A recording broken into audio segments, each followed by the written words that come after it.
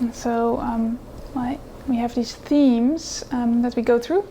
And in this moment we're on the theme of the Noble Eightfold Path, which is also a core teaching of the Buddha. And today I want to talk about wise or right intention. And so the context of the Noble Eightfold Path is that there are 8 steps, and these are, I'll just name them just as if for the context. I'll do this every time that I'm talking about the Noble Eightfold Path to give the context. The first one is wise view or right view. Depending on translator, it's wise or right. The second one is the one for today, wise intention. Then we have wise speech, wise action, wise livelihood, wise effort, wise mindfulness, and wise concentration. And so today I want to offer a little bit of an introduction to wise intention. And I know some of you have already heard talks, maybe one or more talks on it. And so today I want to zoom into one part of wise intention, which is renunciation. But I'll first give a little bit of a brief introduction to this path factor. And so the Pali is the language in which some of the oldest Buddhist scriptures are written down in. So in this language, it's samma for right or wise, and then sankappa for intention. And this word sankappa is often also, or sometimes translated differently, not as intention, but as thought or resolve. And so each of these words, whether you translate it as intention or thought or resolve, points towards this quality of the mind that shapes the next moment, shapes something into the future. This intention goes forward. And so this could be another thought. It could be an action, whether that's like a verbal action, so speech, or an actual action with the body. And so this intention, this wise intention, samma sankappa, is about shaping the next moment, shaping the future.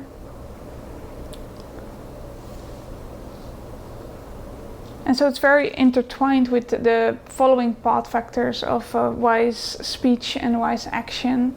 Those are following wise intention.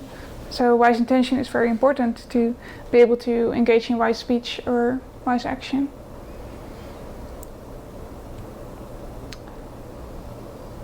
And so without an intention, there's no action, right? If we don't have any intention, there's no action. And often what happens is that these intentions are kind of unconscious. So through learning more about this path factor, we might be able to start to recognize more clearly that there are intentions happening before action. And according to the Buddhist view, there is, for every little action or every little thing, moment that's happening, there's an intention happening. Even there's an intention to breathe, there's an intention to move your arm, there's an intention to whatever. Like every moment has a little intention going forward. When you're doing walking meditation, you can also practice this really nicely. Like before every step, there's the intention to walk. Yeah, so it's really interesting to start noticing all these intentions that are happening the whole time. And so intentions are or can be powerful because they have the power to shape our future in a more wholesome direction. And through intention we have this power to move towards wholesomeness. And that's what I've alluded to earlier in talks on the Noble Eightfold Path. That's kind of one of the basic underpinnings of this path is that we go towards more and more wholesomeness and steer away from unwholesomeness. And so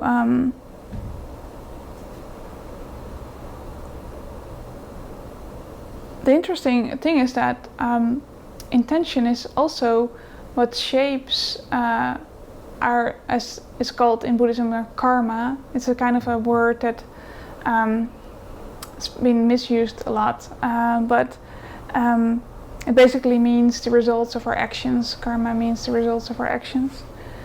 And so with intention, intention is the deciding factor for if our action is going to be wholesome or unwholesome. So if the intention is wholesome, the resulting karma will be wholesome. If our intention is unwholesome, our resulting karma will be unwholesome. So maybe I've used this example before, but you can see that what if someone kicks in someone else's door? Is that a wholesome action or unwholesome action? It probably depends on what you're thinking right now. So I'm thinking if it's a burglar, it's unwholesome, or if it's someone who is just being, reckless or, not kind to this person. But if it's a firefighter trying to save your house, maybe it's a wholesome action, right? So it depends on the intention. And so the Buddha described this path factor of wise intention as 3 specific wholesome intentions. And I'll read the sutta where he describes that. So this is what is in the sutta, in the discourse. And what practitioners is right intention? Intention of renunciation, intention of non-ill will, intention of harmlessness. This is called right intention. So it has 3 aspects, this wise intention. The intention to renounce, intention of renunciation, intention of which can be phrased also as the intention to let go, non-clinging or non-desiring. The intention of non-ill will can be phrased as the intention of goodwill, the intention of kindness. And then the intention of harmlessness, which we can phrase as the intention of compassion. It's the opposite of harming.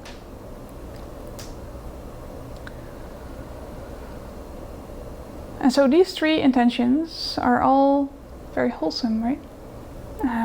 They lead to more wholesomeness in the world. And so I want to speak more in depth about this first aspect of renunciation, because that is sometimes misunderstood. It's often a word that is not so popular in people because we think like, all these things we are not allowed to do anymore. We can't, eat this or that anymore, or we can't be like this or that anymore, or these kind of things. We think we have to give up a lot of pleasures in our lives in order to renounce. Like renunciation can feel strict, or like we have to give up things. And there's an example in the suttas, so in the discourses, where this lay person had trouble with this teaching on renunciation as well. It's the householder Tapusa, and he says, "We are householders who indulge in sensuality, delight in sensuality, enjoy sensuality, rejoice in sensuality. For us, renunciation seems like a sheer drop-off." And sensuality can mean everything from at each of the 6 sense doors. So ice cream, or chocolate, or massage, or seeing a beautiful sunset, or sometimes we think it might be sexual, but it's sensual. So it's all the senses. And so surprisingly, even the Buddha had trouble with renunciation before he was awakened. And so he responds to this householder Tapusa, and he says, "Before my awakening, when I was still an unawakened bodhisattva, I thought renunciation is good, seclusion is good, but my heart didn't leap up at renunciation, didn't grow confident, steadfast, or firm, seeing it as peace. What is the cause? What is the reason why my heart doesn't leap up at renunciation?" he asked himself. And then the thought occurred to me, I haven't seen the drawback of sensual pleasures. I haven't pursued that theme. I haven't understood the reward of renunciation. I haven't familiarized myself with it. That's why my heart doesn't leap up at renunciation, doesn't grow confident, steadfast, or firm, seeing it as peace. So that's the Buddha. And so, as long as we don't see that sensual pleasures have drawbacks, as long as we also haven't understood the rewards of renunciation, we will not really be able to grasp why we would practice renunciation at all. And so I'm going to talk a little bit about the drawbacks of sense pleasures. And I think it's worthwhile to first mention that sense desire is not the same as sense pleasure. And so on a basic level, there's actually not really anything wrong with experiencing pleasure at any of the 6 sense doors. So when there is a cool breeze on a warm day, it's pleasant, right? When there is a taste of something that we really like food-wise, it's pleasant. When there is a hug from a loved one, that's pleasant.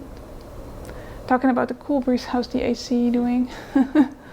Is it? Yeah, good. Yes, but especially over there, yeah. You guys? Is it good? Good. Not too cold? Okay, great. So this pleasure, this enjoyment is part of our human experience. Even if we think, oh, we're going to renounce everything, we are going to experience pleasant things. It's just going to happen, whether we like it or not. So, at some point we might feel that cool breeze, or we might see something beautiful and some pleasure arises. That's just part of our experience. So, there's nothing wrong with that. But sense desire is kind of this grasping that we can have towards sense pleasure. So let's say the cool breeze is there and we're like, oh, this is great. And then it stops. And then we're like, oh, we want it back. So now we're grasping. Now we're wanting. Now we're desiring for this cool breeze. And it can also manifest maybe as the opposite, like the avoidance of something, avoidance of pain, avoidance of discomfort, avoidance of whatever is unpleasant to us. And so this grasping, this desire, this attachment can cause this unsatisfactoriness. And it is this grasping, this desire, the wanting, is what needs to be let go of when we speak of renunciation. So it's not the pleasant thing itself that is the goal to let go of, it's the grasping towards it, the desire for it. And so an example could be that, some of us might enjoy a cup of coffee in the morning, or maybe you have your own little thing that you enjoy.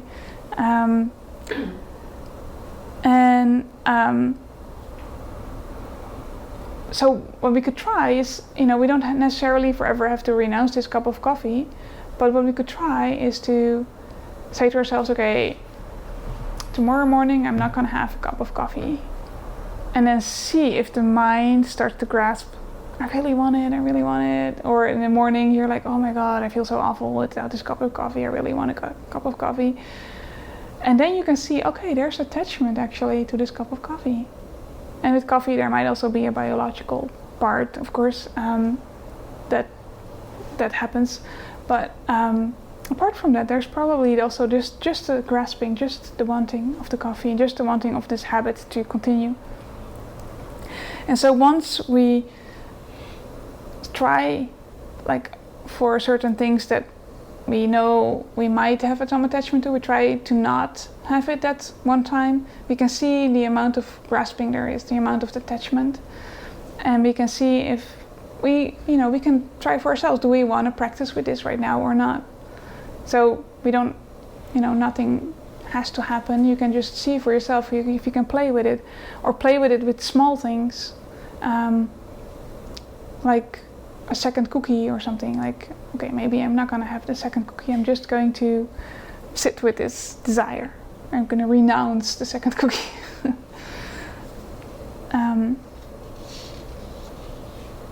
And in this way we can start to practice with this teaching on renunciation with little things, with little tiny things, and see how it affects us. And also what is interesting, if we start to not give into sense pleasures or sense desires, then we can start to see that they fade. Like with the example of the cookie, if we don't have the cookie, we can see at some point the desire just fades away and we're just doing something else and we completely forgot about the cookie. And so these are really important lessons, that we know that if we just sit with it and feel the desire and not act on it, that it will just dissipate usually. Sometimes it doesn't, sometimes it's too strong, or there's a whole fight going on, like, oh, I really need this or want this, or then just go for it and choose something simpler first and work your way up to the point that you can maybe renounce the more difficult things as well, the things that are more difficult to you.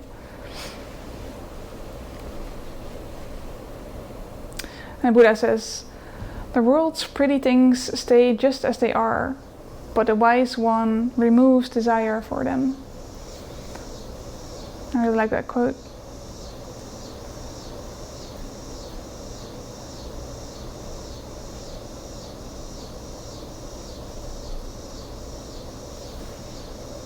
And so, as a part of an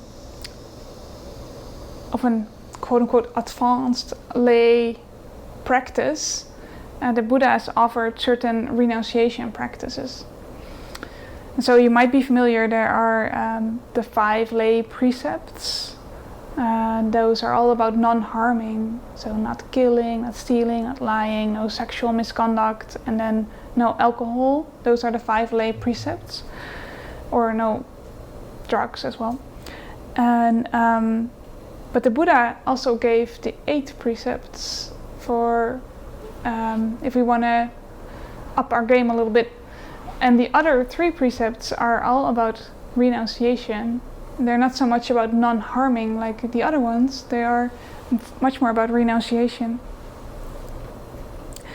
And I just thought this could be also an interesting spot, a place where you could practice renunciation, where you could start to practice this, since the Buddha already offered this to us as a way of practicing. And so one of the precepts describes an area that a lot of people have attachments around, which is entertainment. He says specifically, and of course they didn't have Netflix back then, he said, no singing, dancing, music, or music shows is the exact translation, or one of the exact translations. And so I'd like to add just all forms of entertainment in our time, from Netflix to social media to music shows to, music even. The Buddha even calls music here. So we can probably all see that there's some attachment towards, entertainment, and you can play with this. Like, what often Buddhists do in Buddhist countries is they take these 8 precepts. So this is one part of one of the precepts. This is the first part of one of the 3. And on the days that the moon is full or dark or half full or half empty, I guess, they go to the monastery and they practice all day, and there's Dharma talks, and they take the 8 precepts for the whole day. So no entertainment, just practicing the whole day. And so you can do that as well, or you could do a different form, like decide, okay, you know what, normally after work I turn on the TV, and maybe now when I come home, for half an hour I'm not going to turn on the TV. I'm going to renounce turning on the TV, or I'm going to renounce browsing social media, or whatever it is that you do. And then see what happens, see what attachments come up, desires come up, and then work with those, observe those, notice it, and see if they dissipate or not. And you can do it in any way. This is just a simple example, of course. You can do any way you like. Try this out. And then another renunciation practice that the Buddha suggests is to renounce beautification. So this is the second part of that same precept. So no entertainment and no beautification. And I didn't copy here the exact translation, but it's about wearing garlands and makeup and things like that. So but in our time you can say wearing jewelry or makeup, for example. So you could experiment with that too. Maybe, like for some women, it's very scary to go outside without any makeup, and so maybe you could, if that's something that's up for you, you could try like going outside 2 steps out of your front door without your makeup and come back or something like that. Or you're like, before you, like my dad used to, before he went outside, he would always check in the mirror, and he would, with his little comb, would straighten out his hair a little bit, Then don't look in the mirror and just go outside. If however you use beautification or makeup or jewelry, you can see like, oh, maybe I can let go a little bit and see what happens. And this, I was a nun in Myanmar for a while, and the nuns need to shave their head, right? And I had long hair like this, so I shaved my head from my long hair, and then when I disrobed, I wanted to let my hair grow back. I didn't know how long yet, if it's the same length or anything, but I started to let it grow back, and I noticed it became this beautification project, because my hair had to be right all the time, and I have this very thick hair, so when it grows out, it first stands up like this, and and then it starts to, then it starts to fall down, but then it's all over the place, so it needs like gel, and it's like, before it's long enough that it actually looks nice. So I thought, you know what, I'm just gonna shave it off. And that's how I ended up with this haircut. And now I'm just like, okay, I'm just gonna renounce the beautification of having like beautiful feminine hair or something like that. This is just the way it is right now. And I still like it. Now I just heard of someone who had grown out their hair, had this ponytail, and they shaved it off, and said, I donated my ponytail to this good cause, and now he's gonna let it grow out again to a long ponytail to donate it again in some years. And I was like, oh, maybe I should do that instead of this. I'm not sure yet, but and so that's a way we can renounce to see what works for you, and it's not for everyone to shave their head, of course. So what works for you? What would be an interesting way for you to renounce beautification?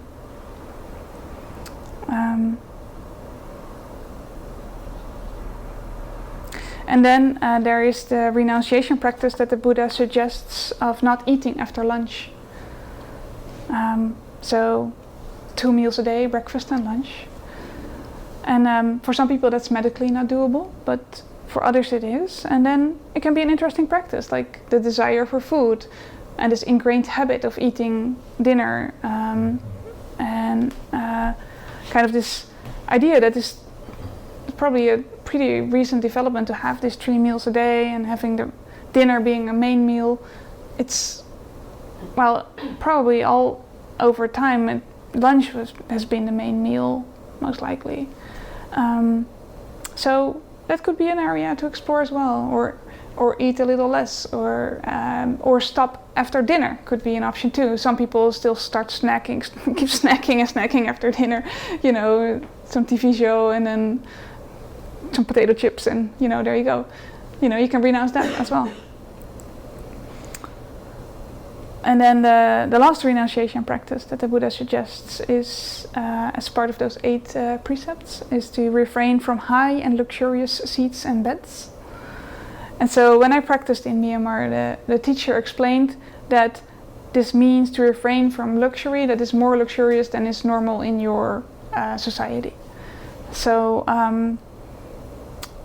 I would suggest that most seats and beds are fine. You don't have to sleep on a yoga mat. But sometimes you might indulge in these overly luxurious seats and beds, right? It's like, I think there's actually examples in the suttas where there's descriptions of people with embroideries and certain like things on the sheets or on the bedding, or that's also a way of luxuriizing your seats or beds.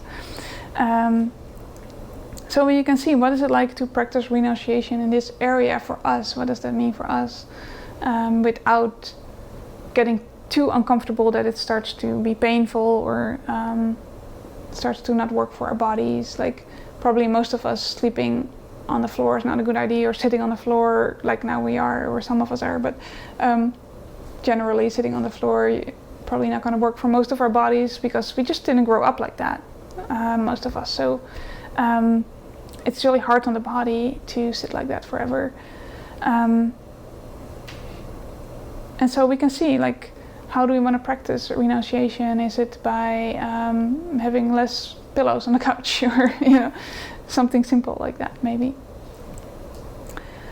And yeah, there was a Western nun actually in Myanmar when I was there who took this practice pretty seriously, and she did sleep on a yoga mat on the floor because she felt like it was too luxurious to sleep on the mattress that was about this thick. So